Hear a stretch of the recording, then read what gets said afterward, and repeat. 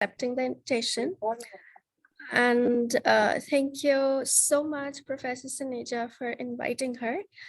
So today's webinar would be on how statistics actually revolutionized science in the 20th century. So I think this is going to be a very interesting talk.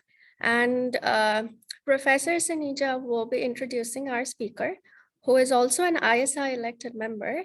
And for those of you who are wondering, so ISI is International Statistical Institute, and being an elected member of ISI is a very eminent honor. So we are very fortunate to have such a speaker with us. So I would now request Professor Sanija to introduce our speaker, and we'll get started with the webinar. Thank you. Very much, Sayante.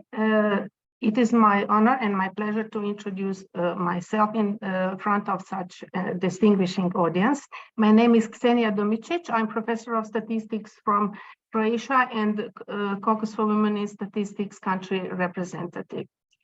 So it is my honor to introduce Professor Zagorka Lozanov-Crevkovic, who is a mathematician, but university professor at the University of Novi Sad at the Faculty of Science, teaching statistics for many years. Her core research interest is in probability and applied statistics.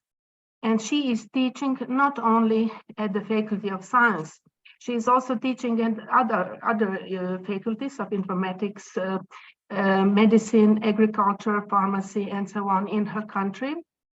And also she is visiting professor abroad in the neighboring countries. As you said, she is elected member of the ISI, and she is also country representative in the Committee on Women in Statistics at the ISI. And also since recently, she became a member of Caucus for Women in Statistics, which is really very nice. She is performing as, which is the most important in my eyes, as president of Statistical Society in her country for many, many years, operating continuously. So this is her great contribution. She is also a country coordinator for International Statistical Literacy Project for her country. And she is also council member for the Council of Statistics in Serbia, which is very eminent position. I want to say that she mentored more than 100 students. Also, she wrote a monograph in English and published more than 50 papers in highly indexed international journals. We met, I want to say, at the World Statistics Congress in Rio de Janeiro. And since then, it was quite many years ago, we cooperated at several I should say, projects, and also published several papers together. And we attended several international conferences, more or less here in the region, in Slovenia, Croatia, Hungary, and so on. So I'm really pleased to announce her talk today, as Sayante says. So please, Zagorka, the floor is yours. Thank you. Thank you very much. Thank you very much, Ksenia. This is really nice introduction. Thank you very much. I'm so pleased to meet you and to meet all the other members of Caucus. And I would like really to thank for the opportunity to let me to share with you my enjoyment when I was reading this book. So I greet all of you, especially my old friends, and let me now present you the book which first caught my eye, especially by name, The Lady Tasting Tea, and next, The How Statistics Revolutionized Science in the 20th Century. So when I got that book, I thought it was something really good and interesting. It was really that. It was very witty and interesting way to approach the history of statistics. Professor David Salsburg made an interesting well, the presentation of the beginning of the beginning of the statistics to the people who made it happen. In fact, at the end of 19th and the beginning of 20th century. So what is the book about? So it starts like something like this. Science, I will read mainly these words. So science entered the 19th century with a firm philosophical vision of might be called clockwork universe. Scientists believed that a small number of mathematics formulas, such as Newton's law of motion and Boyle gas laws, would describe reality and predict future events. All was needed was prediction. For a prediction was a complete set of such formulas and their associated, measurements obtained with sufficient precision. Many people were horrified with the concept of godless clockwork universe, running forever without divine intervention, with future events determined by the events of the past. So it took over 40 years for popular culture to accept this scientific vision. Typical example of this gap is an exchange between Emperor Napoleon and Pierre-Simon Laplace. By the way, Laplace was a tutor of Napoleon when he was young. Laplace had written a monumental book describing how to compute the future position of planets and comets based on observation from Earth. It is reported that Napoleon said to him, "I find no mention of God in your treatise, Mr. Laplace," to which Laplace replied, "I did not need that assumption." But the proof of this new scientific attitude appeared in 1840, when Newton's laws were used to predict the existence of the planet Neptune, and it was found where the calculation predicted it, all resistant to a new worldwide worldview collapsed. However, although Laplace did not need a God in his calculations, he still needed something he called an error function. You see the graph of this error function. It is well-known Gaussian function, Gaussian distribution. Observation of planets and comets did not completely agree with the prediction position. Laplace and his colleagues attributed these errors to the errors in observation, sometimes due to change in the atmosphere, sometimes to human errors. They collected all these errors in special part an error function, which they added to their mathematical model. So they had a number that they were estimated, and they added the small error. It depended on the different things. They believed that this error would decrease and as instruments become more precise. But at the end of the 19th century, errors were piling up instead of diminishing. Attempts to discover laws in biology have failed. In physics and chemistry, Newton's laws have been shown to be only the rough approximation. Little by little, science began to use a new statistical model of reality. By the end of the 20th century, almost all of the science has shifted to using statistical models. Ordinary people were again late in accepting this scientific revolution. Terms such correlation, risk, chance have appeared in everyday vocabulary, and most people are aware of uncertainties that appear in science, such as medicine and economics. But few non-scientists have been able to grasp this profound shift in philosophical understanding of reality. You can remember also that Einstein said the Almighty does not play with the dice. So this is also one way of not understanding this shift. One of the reasons why this is so is that the concept of statistics and theory of probability was not scientifically developed at that time. Despite this, the notion of statistical distribution has already proved useful.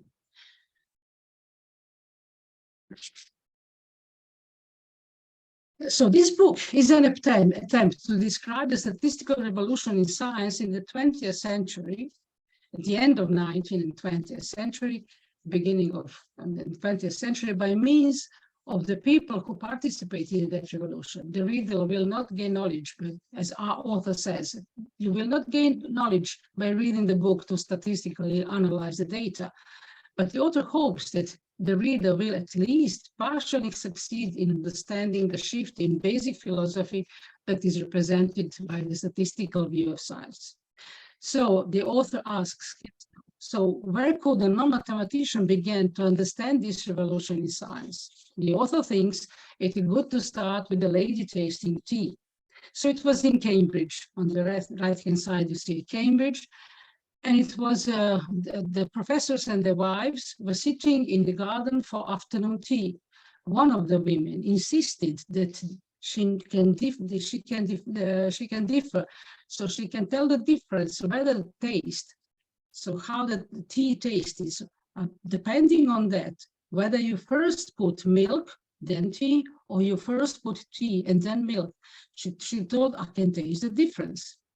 So most scientists scoffed, but one of them, with thick glasses and wide-eyed beard that you can see on the left-hand side, suggested testing the claim. He proposed an experiment in which the lady making the claim would be presented with a sequence of cups of tea, which have been prepared in different ways. It was Elmer Fisher.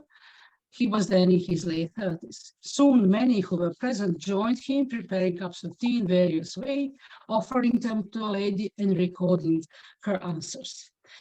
Ronald Elmer Fisher would later be knighted in Sir Ronald Fisher, and in 1935 he will write the book, The Design of Experiments, and he will describe an experiment with a lady tasting tea. In this book, he discussed the lady claims as a hypothetical problem, looking at different ways in which an experiment could be conducted, designed, to determine whether the lady was telling the truth.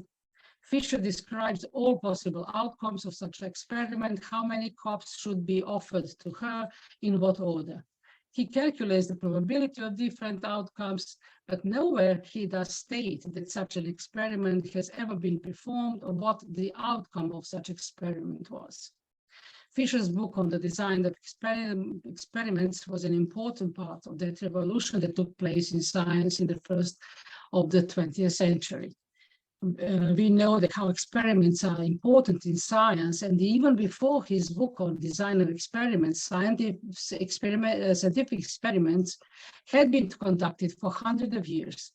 Experiments were an integral part of scientific research. Good scientists were able to design an experiment and brought new knowledge.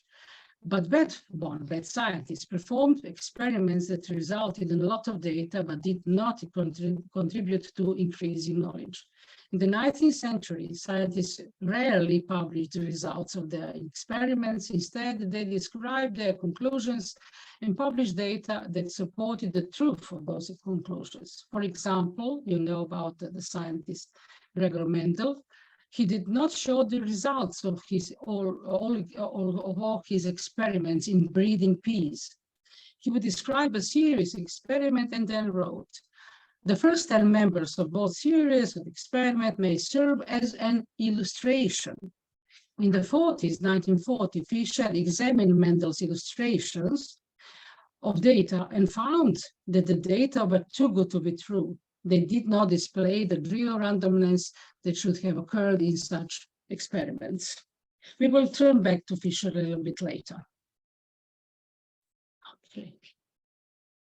So let me tell you next about two great men that were the really ones that brought this scientific point of view to the light.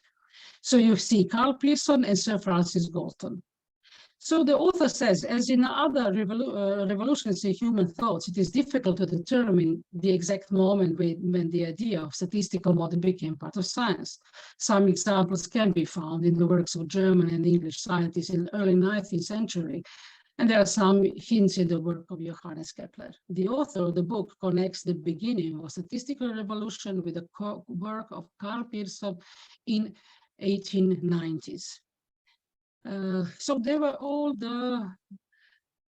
living at the same time as Charles Darwin, and Charles Darwin recognized biological variation as a fundamental aspect.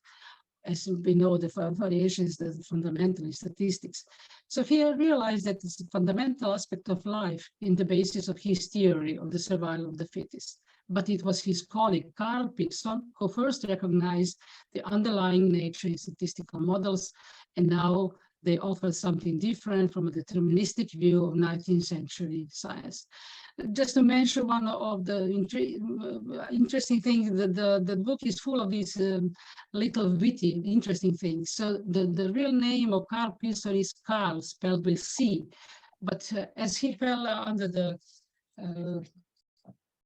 he was so keen on Karl Marx, he started to spell his name differently by K. So although the Pearson has doctorate in political sciences, he was most interested in philosophy of natural sciences, mathematical modeling.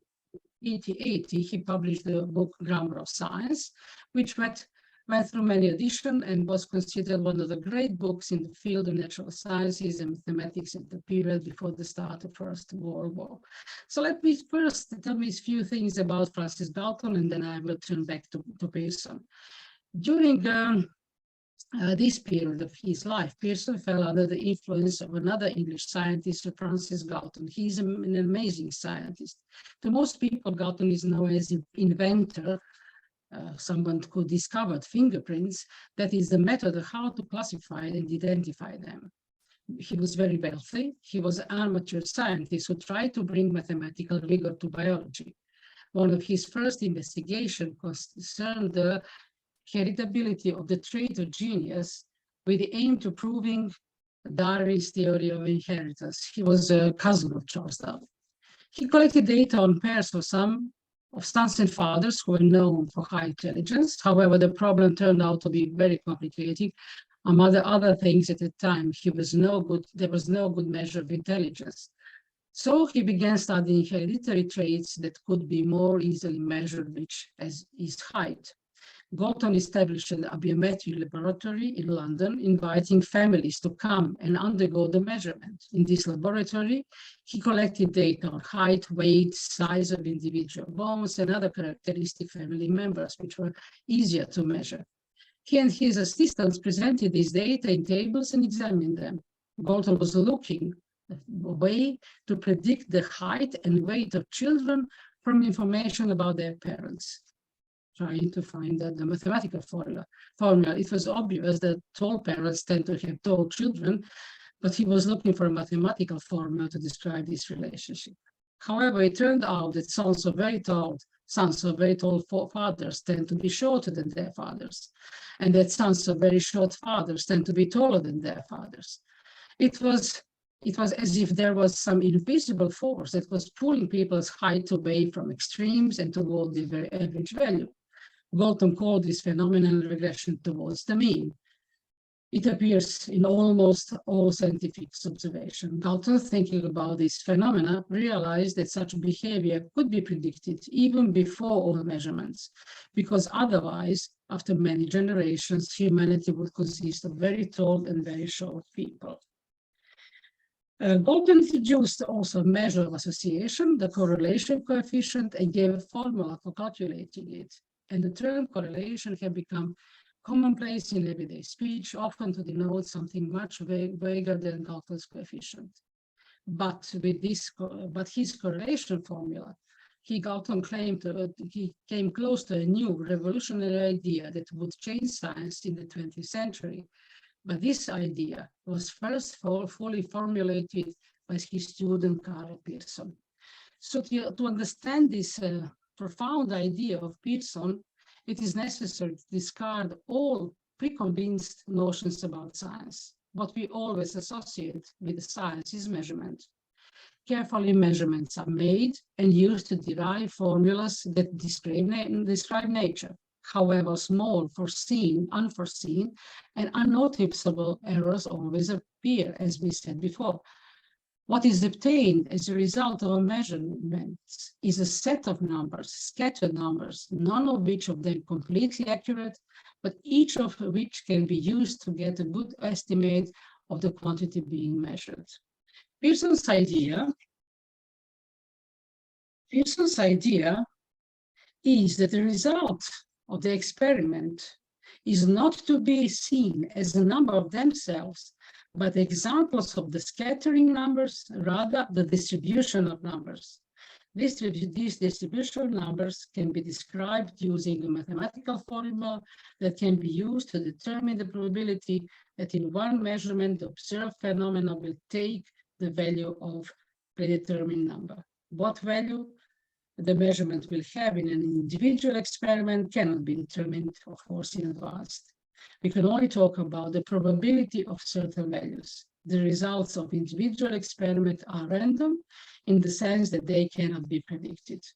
A statistical model of the distribution can, however, make it possible to describe the mathematical nature of this randomness. So this is basically a shift, complete shift in a way to observe the nature. Also, it took time for, of course, for scientists to accept the randomness inherent in the measurement. Uncertainty does not arise due to measurement inaccuracy.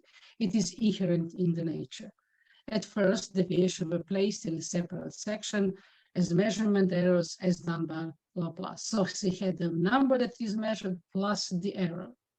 But Pearson went a step further, understanding the measurements themselves, not their errors, as having probability distribution. Whatever we measure is a part of random scatter whose probabilities are described as distribution functions. So he was the first to introduce the notion of distribution. And we all know this. Pearson discovered the family of distribution he called the skew distribution that should, in his opinion, describe any type of scatter obtained from the data. Each of the distribution in his is identified by 4 numbers. These numbers describe individual distribution, but not numbers in the same kind as measurements. These numbers can never be observed, but they can be inferred from the way the measurements scattered. These numbers he later called parameters. So in fact, he had a problem here. He said all the measurements are scattered of numbers, but they are explained as numbers again. So he wanted the measurements of phenomena to be random, but he wanted the parameters to be the strict numbers. So he had a problem, philosophical problem here. But it was, of course, it was solved later. So you know this more mean value, standard deviation, symmetric in kurtosis. So in 1897, Pearson, in his late 30s, so still a young man, took over Galton's laboratory and led a legion of young women called calculators to calculate the parameters of the distribution for the data that Galton collected. So he had a lot of help. I will talk a little bit later about the contribution of women in statistics, but it is the first of the contribution. He had a legion of calculators, the women that were calculating his measurements. At the beginning of new century, Galton, Pearson, and Raphael Veldam joined forces and founded a new journal to apply Pearson's idea to biological data. He wanted to prove the Charles Darwin theory. They called it Biometrica. For the next 25 years, Biometrica brought data from correspondence sent all over the world on measurements of various animal species. For this data, Pearson and his calculators calculated the distribution parameters. The distribution, the best agreed with the data were graphically presented, and some differences were commented. And what remains of Pearson's revolution is the idea that things of science are not observable, the things that we measure are not observable, but the mathematical distribution functions that describe the probabilities associated with observation. So it was completely shifting in our way of thinking about the science. Nowadays, medical researchers use the subtle mathematics distribution function to model, to determine possible long-term effects. Sociologists and economists use them to understand the behavior of human society. Through quantum mechanics, physicists use distribution to describe subatomic particles. Not a single branch of science did not escape the revolution. But now some scientists claim that they use this distribution as a temporary technique, and that ultimately they will be able to return to determinism of the 19th century, beginning of the 20th century. Others believe that nature is fundamentally random and that the only reality lies within distribution. Regardless one's underlying philosophy, the fact remains that Pearson's idea of distribution function and parameters came to dominate 20th century science, and it stands triumphant on the threshold of 21st century. So let's say about one other man that was working with Fisher and alongside with Galton and Fisher and Pearson. So it is William Seeley Gossett. He was a friend of them. He worked with them. He was a chemist. He worked but he gave a very good, very much work in statistics. So among articles in Biometrica in 1908, the work of an unknown author who wrote under the pseudonym Student was published. So what was happening there? So it was in this time, and respected firm, the Guinness Brewery, started investing in science at the beginning of the 20th century. The young Lord Guinness, having inherited the company, decided to introduce modern scientific methods to produce in production by employing young, successful chemistry graduates from Oxford and Cambridge. In 1899, he hired William Seeley Gossett, who was at the age of 22 and graduated in chemistry and mathematics in Oxford.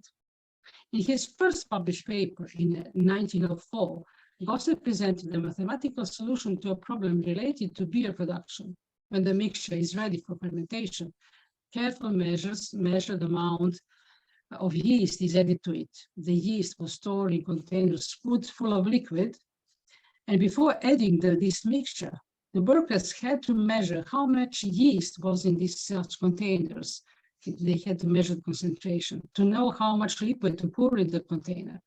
They took samples. They could take only small samples, some small number of samples from the container, and counted yeast cells under the microscope.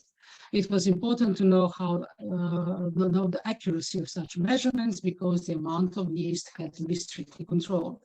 Too little yeast caused no fermentation, and too much resulted in bitter beer. And it was very interesting to Pearson because it matched his approach to science. The measurements were the number of yeast cells in the sample, but the thing they were trying to determine was the concentration of yeast in a dish. A living organism are concerned, cells are constantly reproducing, then changing the number of cells, and the things they were measuring didn't really exist. What existed was a distribution of number of cells per unit volume. Examining the data, Gossett concluded that the number of yeast cells could be modeled by Poisson distribution. Pearson wanted to publish this in Biometrica. However, Guinness company policy prohibited publication for its employees for the secrecy of production. So wanting to publish this result, Pearson published it under the pseudonym Student. During the next 30 years, the Student published a number of extremely important papers, almost all which were published in Biometrica. He was a very good friend with Pearson. And most of the students' mathematical work took place at home, outside the official work hours, and they greatly benefited Guinness company. His most famous result was published in 1908, the probable error mean. So this is a really, really important result in statistics, and later Frederick Mosteller and John Tukey pointed out that without discovery of this student result, student distribution, statistical analysis would be doomed to an endless series of procedures. First, the 4 parameters of the regional distribution would have to be estimated. That the 4 parameters of each of the previous parameters should be estimated, and so on and so on. Gossett, meanwhile, became a mediator between 2 leading and quarreling geniuses, Pearson and Fisher. He remained close friend with both, although he often complained to Pearson that he did not understand what Fisher wrote to him. So they called it here, the author called him the dear Miss Gossett, because he was a very nice man, and he managed to stay friends with both of them. So let's say something about Ronald Elmer Fisher. He was really one of the greatest names in the history of statistics. So he was born in 1890. He became interested in mathematics and astronomy very early, as he was not allowed to use an electric light because of his poor eyesight. His mathematics tutor worked with him in the evenings without the aid of paper or pencil. Thanks to this, Fisher developed a geometric understanding. In the future, his unusual geometric abilities will help him to solve difficult problems in mathematics and statistics. He began his studies in Cambridge, 1909, rising to the prestige title Wrangler in 1912. While still a student, he published the first scientific paper in which complicated iterative formula were expressed in terms of multidimensional space. As a graduate student, he spent 1 year studying statistical mechanics and quantum theory, in which the methods of statistical distribution were already applied. After publishing the paper on students' distribution in Biometrica, so Fisher himself got the same result as William C. Gossett about the student distribution. So he met Carl Pearson, who introduced him to the problem of determining the distribution of Galton's correlation coefficient. Fisher gave the problem a geometric interpretation, viewing around the sample as a point in an n-dimensional space, and found the answer in a few weeks. He submitted the paper for publication in Biometrica, but as Pearson could not understand the paper, he sent it to William C. Gossett, who also had difficulty understanding. Pearson know how to get solution in individual cases, but this involved a huge number of calculations which were done by the employees of his biometric laboratory. Each of these special cases agreed with Fisher's general solution. However, Pearson did not print Fisher's work, instead requiring him to make changes and reduce the generality.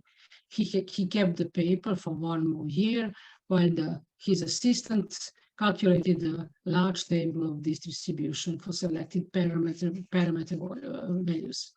He finally published Fisher's paper after a long time, but as a footnote to a larger paper in which he and his assistant presented the table. Fisher never published another paper in Biometrica. Even he had to pay for another papers to another journals to read his paper, even though it was the Biometrica was a preeminent journal of this time.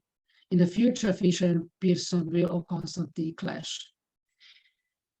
And in 1919, Fisher began working in the Rothamsted Agricultural Experimental Station. This research, you can see the pictures of this station. It was established by a British fertilizer manufacturer in an old farm. The soil was not suitable for growing crops, but some fertilizers were used. During 90 years, experiments were carried out and that tested various combinations of mineral salts and different types of crops. But these experiments, were not very good organized, and the data were not collected very good. Most experiments did not produce consistent results, but data books were carefully kept. So Fisher moved in that station with his wife, 3 children, sister-in-law, and he started working on this data. Later, he described his job as ranking over the muck heap. So the data was completely disastrous, but he managed to analyze them. As a result of this work in Rothamsted Experimental Station, several works were created. You can see this. It is not only the only works that Fisher gave. But in this work, he developed original tools for data analysis, derived the mathematical foundation of these tools, described their extension to other fields, and applied them to the data he found in Rothamsted. The papers show brilliant originality and a full fascinating implication that have been addressed by theorists through the 20th century and are likely to inspire future work. In the first paper, Fisher, using the data he found at the station, determined the relationship between year and the grain yield using Galton word regression. Pearson's idea of probability distribution now linked the year and year through a formula. What was Galton and Pearson's idea from the beginning, but he managed to do it mathematically. Among his work, one should mention Statistical Methods for Research Workers, published in 1925, which went through 15 editions only in English, and this really should be must be highlighted. Many notions in statistics were brought by Fisher, as it's statistics in a narrow sense, degrees of freedom, likelihood, and of course he introduced many significance tests, especially ANOVA, that are used today, and he called the probability that leads to a conclusion that the differences are significant, the p-value, and he proposed the value of 0.05. And this value is now something that is predetermined, but he only suggested this value, and today this value is discussed very much.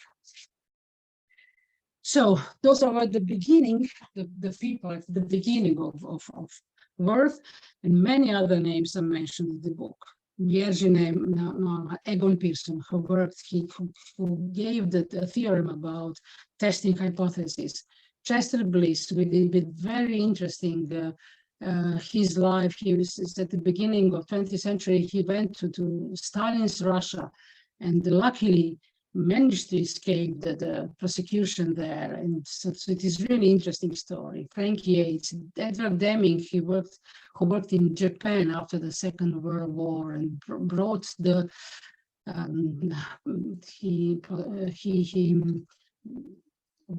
he introduced statistical techniques to Japanese and made Japanese economy strong. Wilkes, Frank Wilcoxon, Tippett, Gamble, so many, Paul Levy, Snedeker. So a lot of people, not only mentioned, I didn't mention all of them. Lots of them with very, very interesting stories, very anecdotes and things like that. I will tell shortly just about them because he gives them the special names, the Mozart of mathematics and Picasso of statistics.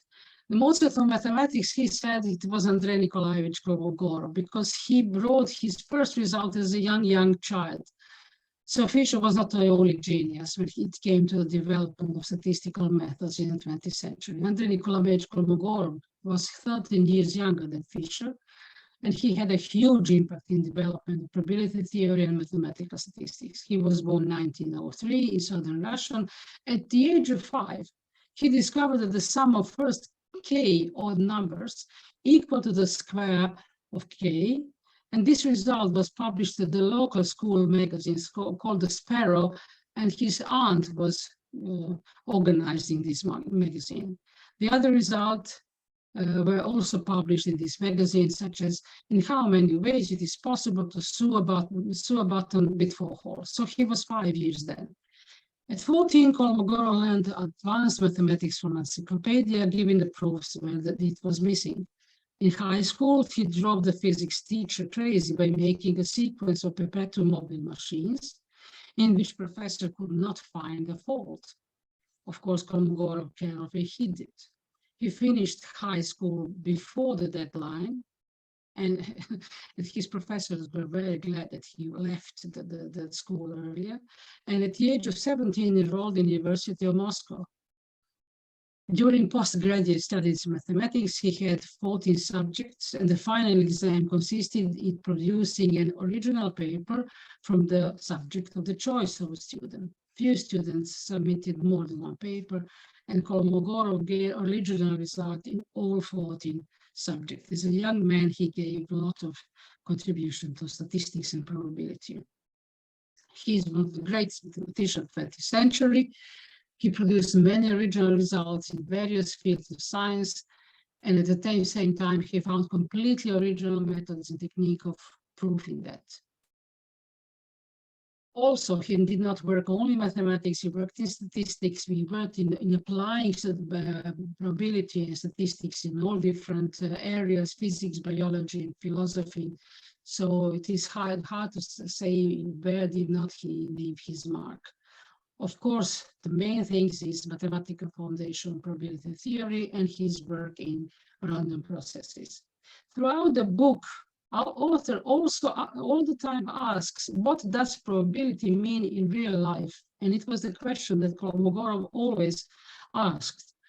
And at the end of his life, he completely changed his, he made the mathematical foundation of probability theory, but combining the ideas from laws of thermodynamics, early works of Carl Pearson, works related to a theory of information, results on the law of large numbers, Paul Levy. He gave a completely new approach to theory of probability related to complexity of algorithms. He solved the sixth Hilbert's problem for the second time. Today, now, this approach is developing. For a long time, it stood, nobody could follow his work. So, what can he say about the Picasso statistics? Author says it is a journal by the Taki.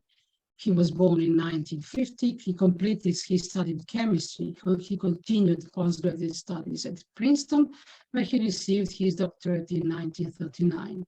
His main work was in topology, where his most important contribution is known as Taki lemma. During the Second World War, Taki worked at the Fire Control Research Office on practical problems. This experience later served him well in statistical research and led him to appreciate practical problems. His aphorism is very, very well known. It is better to give an approximate answer to the right question than an exact answer to the wrong question. And just as Picasso worked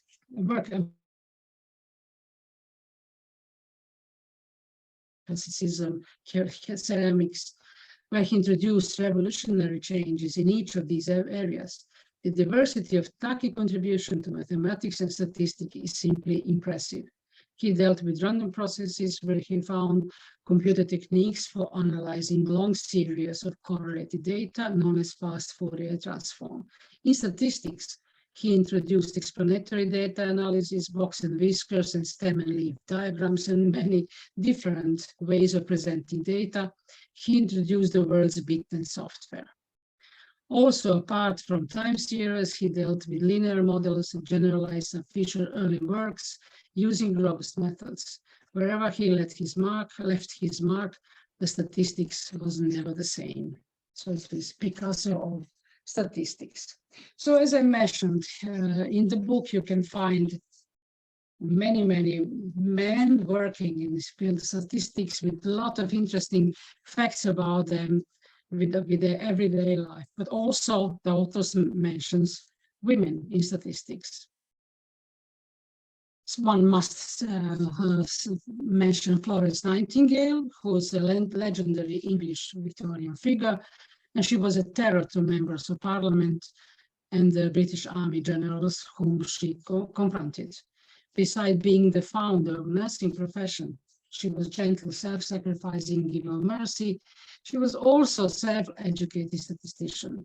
One of the Nightingale's mission was to force the British Army to maintain fields, hospitals, and supply nursing and medical care to the soldiers in the field.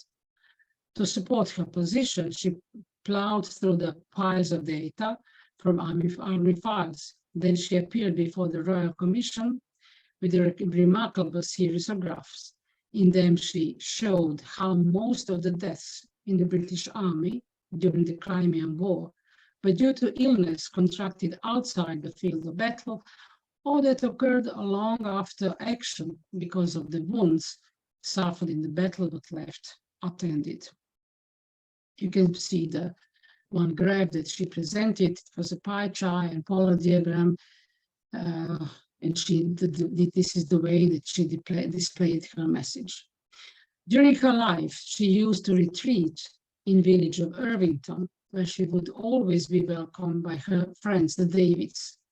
When the young David couple had a daughter, they named her Florence Nightingale David. So we have another important woman in statistics, is Florence Nightingale David. She was an English statistician who worked to increase the opportunities for women to study statistics. She became a head of statistics department at the University of California, Riverside. She graduated in 1931 with a mathematics degree, but when she applied to a London insurance firm for an actuarial job, she was turned down. She was a female, of course. That was the beginning of the 20th century. Then she went to Carl Pearson to ask his advice about obtaining an actuarial position. He took a liking to her and got her a scholarship to continue her studies in research assistant. Working with Carl Pearson, she was set to computing the solution of complicated multiple integrals, calculating distribution of the correlation coefficients. They worked a lot on distribution of correlation coefficient. And there she produced her first book, The Tables of Correlation Coefficient. She was living and working together with Carl Pearson, with Fisher, with Gossett, with Galton, and she called Pearson, as they said, a wonderful lecturer. She said he was a wonderful lecturer. And she said he was also tolerant of interruptions from students. Fisher's lecture, on the other hand, as she said, were awful. I couldn't understand anything. He wouldn't answer my question because I was a female.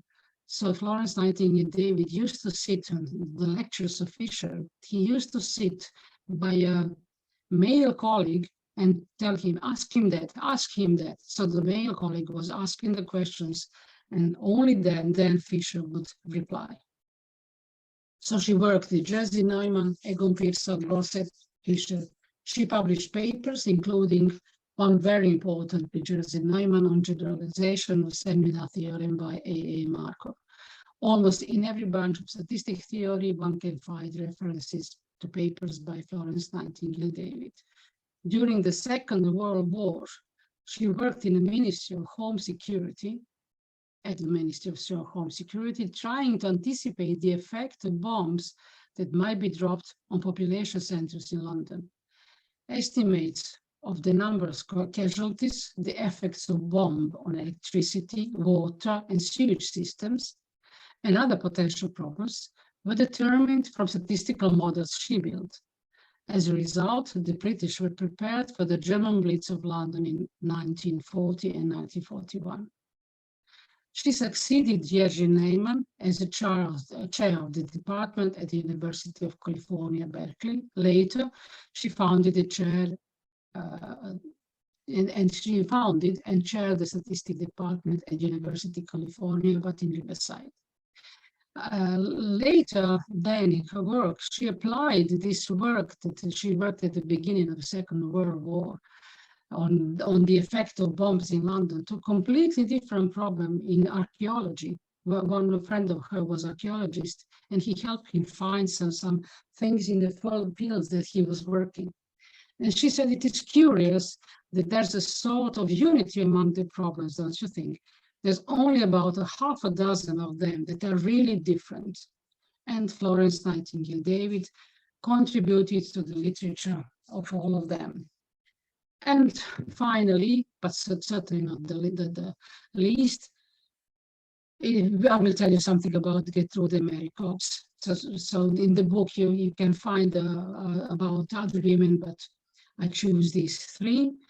So again, an interesting story about the Snedeker and Gertrude Mary Cox. So late in the summer in 1930, George Snedeker set out by his car, but his auto, for the University of Iowa, where he heard that there was an opening for someone to teach mathematics.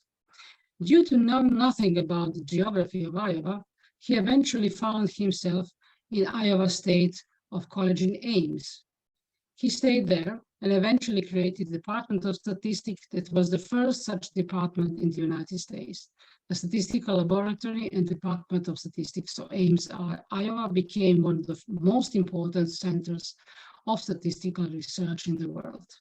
So Gertrude Cox came to the study at Iowa State College in 1925. Snedeker convinced her to work with him in statistics, and in 1931, she received the first master's degrees in statistics granted by Iowa State.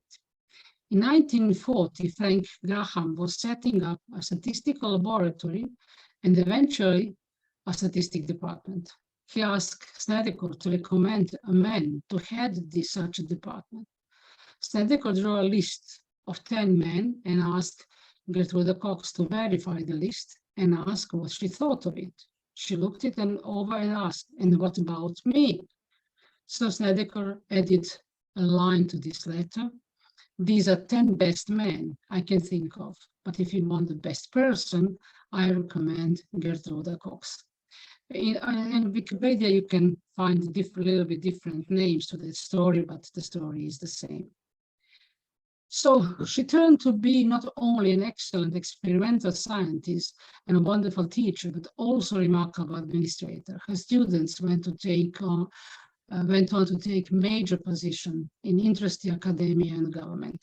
In 1945, she became director of the Institute of Statistics at the Consolidated University of North Carolina and the Statistics Research Division in North Carolina State College, which was run by William Cochran. In the same year of 1945, Cox became editor of Biometric Bulletin and Biometrics, and she held this editorship for 10 years. When Laurel Fisher founded the International Biometric Society in 1947, Cox was one of the founding members. In 1960, she took up her final post as Director of Statistics at Research Triangle Institute in Durham, North Carolina.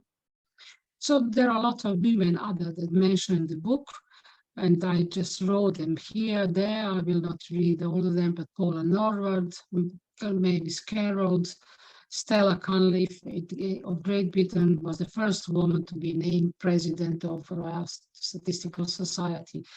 Today on Wikipedia, I have shared the link. You can find a list of a lot of women afterward that worked in statistics.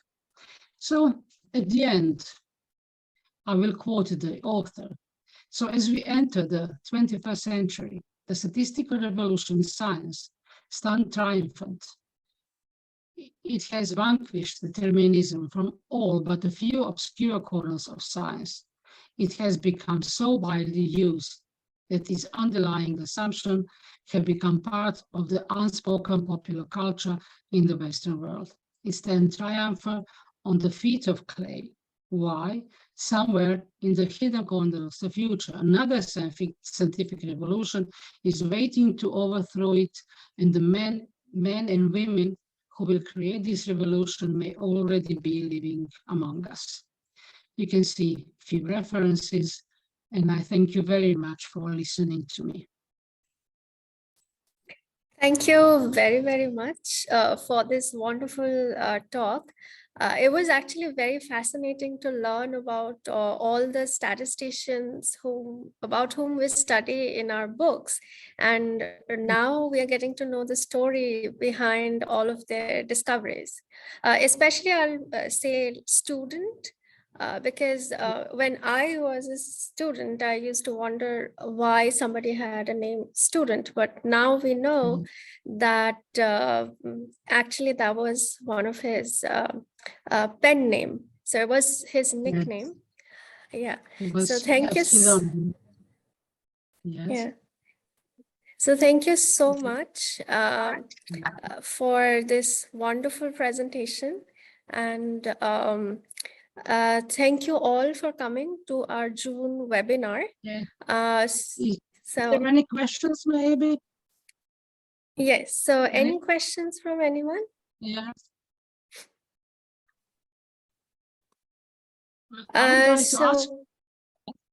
I would like to ask you something. Well, first, I highly recommend to you to read the book. There's a lot of interesting things and very funny things and very ordinary life things, you know. So the stories from my life. So it is interesting. And is there any questions? So I would like to ask at the end something. So if there's any questions from the audience, we can have those questions, or I can also share Professor Zagorka's email. And if any of you have any questions later, you can directly email her and interact with her. And Yes. I would like only to ask everybody, didn't you, I wanted somebody to ask me, what happened to that lady tasting tea? How the experiment ended? Nobody asked me that. So after so many facts, you forgot the beginning of the story. So there was a lady, the author of the book heard the story about that. It was really happened. So he heard from a man who was, his name was Hugh Smith. He was present at that day in Cambridge, and he witnessed the experiment. As I said, Fisher never said that the experiment happened, but that the experiment happened, and the outcome was that the lady recognized each 10 of the cups of tea. So really, she could distinguish the way the tea was prepared. Oh, thank you. That was the all. so thank you so much for accepting our invitation. And for our audience, our next webinar would be in September. So that would be an industry talk. So see you all there. And if anybody has any questions, you can stay back and ask Professor Zagorka now.